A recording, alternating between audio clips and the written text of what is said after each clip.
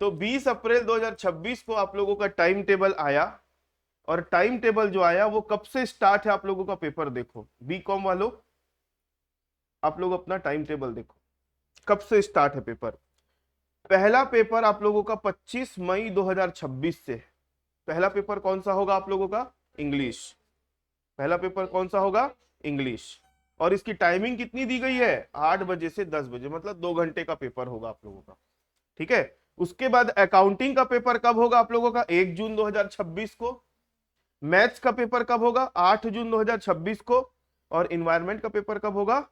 15/6/2026। Environment मतलब business environment है ना, इन्वायरमेंटल स्टडीज नहीं है। इन्वायरमेंट वर्ड देख के आप लोग कंफ्यूज मत होना, वैसे पढ़ भी रहे होंगे आप लोग। और इसका जो पेपर होगा वो कितने कितने घंटे का होगा? 3-3 घंटे का होगा। इतनी बात समझ में आई? तो ये बीकॉम वाले लोगों का टाइम टेबल है।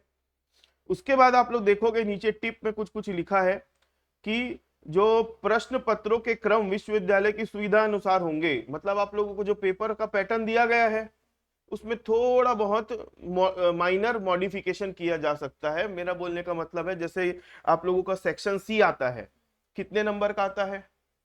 40 नंबर का आता है। तो अगर मान लो किसी सब्जेक्ट में टॉपिक ज्यादा है तो वो 8 नंबर के 5 क्वेश्चन भी दे सकते हैं, और टॉपिक कम है तो 10 नंबर के 4 क्वेश्चन भी दे सकते हैं। या कोई ज्यादा टॉपिक वाले क्वेश्चन है तो एक क्वेश्चन देंगे, उसके अंदर इंटरनली ए और बी करके भी जोड़ सकते हैं। तो आप लोगों की तैयारी उस ढंग से होनी चाहिए, मतलब दिमाग को हर चीज के लिए एक्सेप्टेबल बना के रखो कि हाँ हम तैयारी ऐसे करके गए, वैसा आ गया तो भी हम उसके लिए रेडी हैं।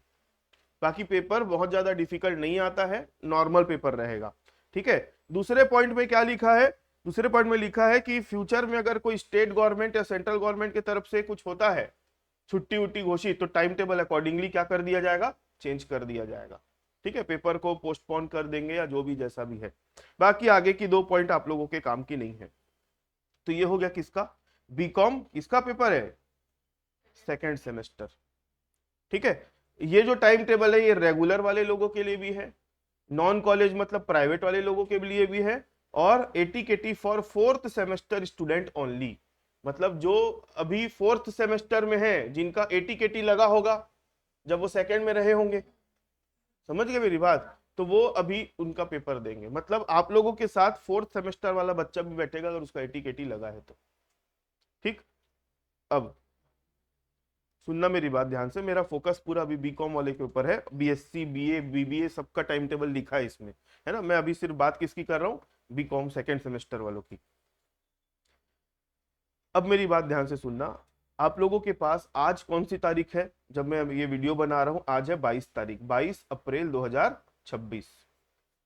आज से अगर आप काउंट करोगे तो आपका मेन पेपर कब से स्टार्ट है? 1 जून। तो आज से करेक्ट अगर आप गिनोगे तो 1 महीना 8 दिन है लगभग आपके पास। 1 महीना 8 दिन। मैं तो बोल सकता हूं टाइम टेबल इतने जल्दी आ गया ना तो आपके लिए अपॉर्चुनिटी है। अपॉर्चुनिटी मतलब अब आप लोग है ना अपनी तैयारी को अच्छे से प्लान करके कर सकते हो।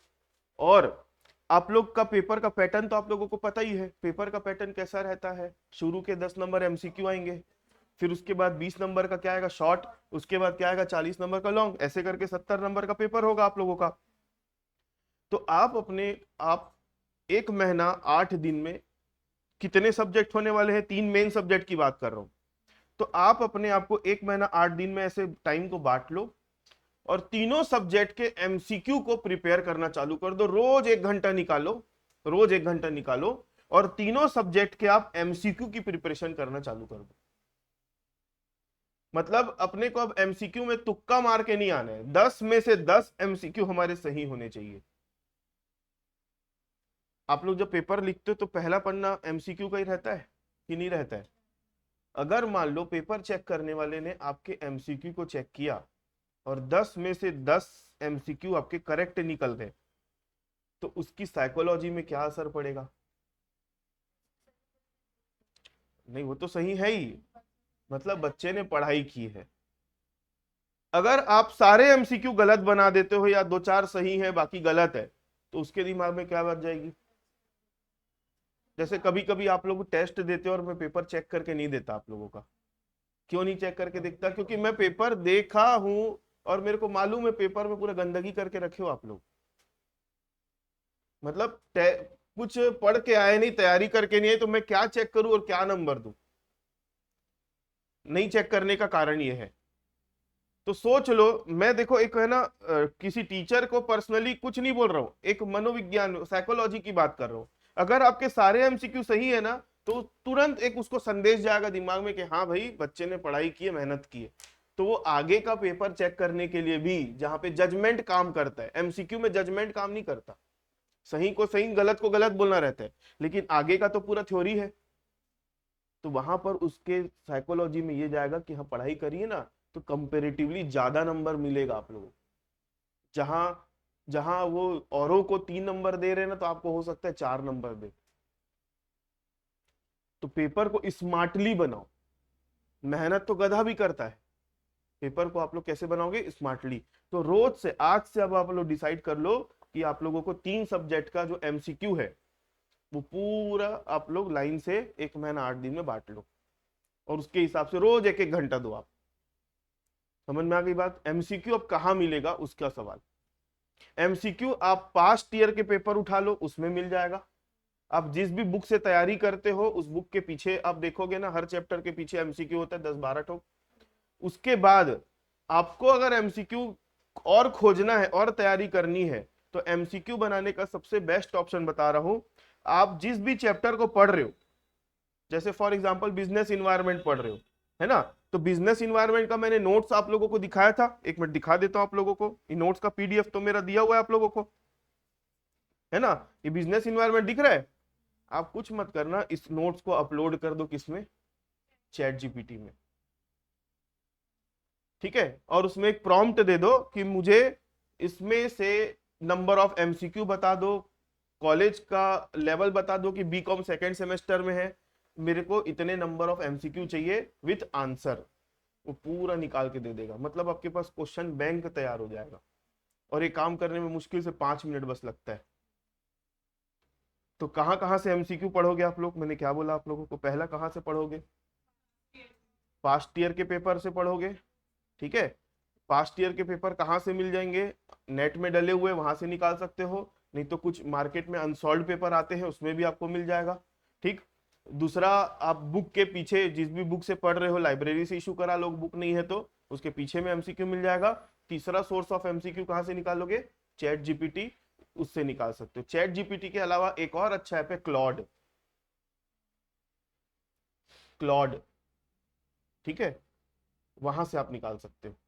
क्लॉड के अलावा एक और है, गूगल का आता है नोटबुक एलएम, वहां से भी आप निकाल सकते हो, ठीक। चलो, तो एक हो गई बात हमारी किसकी? एमसीक्यू की।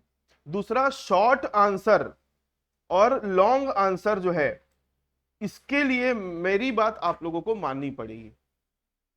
मेरी बात माननी पड़ेगी मतलब, मैं आप लोगों को क्लास में जो जो क्वेश्चंस कराऊंगा, जो जो होमवर्क दूंगा, ये कंपलसरीली आप लोगों को करके आना है। अगर आप उसमें लापरवाही करोगे, उसमें आलसी दिखाओगे करने की ना, तो वो क्वेश्चन आपके पेपर में भी नहीं बनेंगे। यहां नहीं बना पा रहे हो तो वहां कैसे बनेगा? ठीक है। तो अब आप लोग अपनी तैयारी चालू कर दो। तैयारी तो कर ही रहे हो आप लोग पहले से, लेकिन अब एग्जाम ओरिएंटेड तैयारी में भिड़ जाओ, है ना। तो अकाउंटिंग, अकाउंटिंग का देखोगे तो पूरा नया है, लगभग 2-3 चैप्टर को छोड़ दूं तो पूरा नया ही अकाउंटिंग पढ़ना है आप लोगों को। 11वीं 12वीं में नहीं पढ़े हो। फर्स्ट सेमेस्टर में अकाउंटिंग में क्या था, जो आप लोगों ने पूरा 11वीं 12वीं पढ़ा वही पूरा रिपीट हो गया था। अब अभी सेकंड सेमेस्टर में जो अकाउंटिंग आई है, 1-2 चैप्टर को छोड़ दूं, बाकी सब चैप्टर नए हैं आप लोगों के लिए, है ना।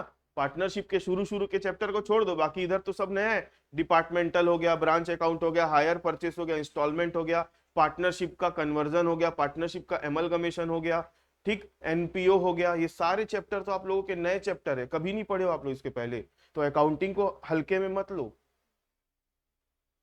उसके बाद मैथ्स, बिजनेस मैथ्स, 10वीं के बाद मैथ्स तो छोड़ के ही भागे थे आप लोग, कॉमर्स में आए थे।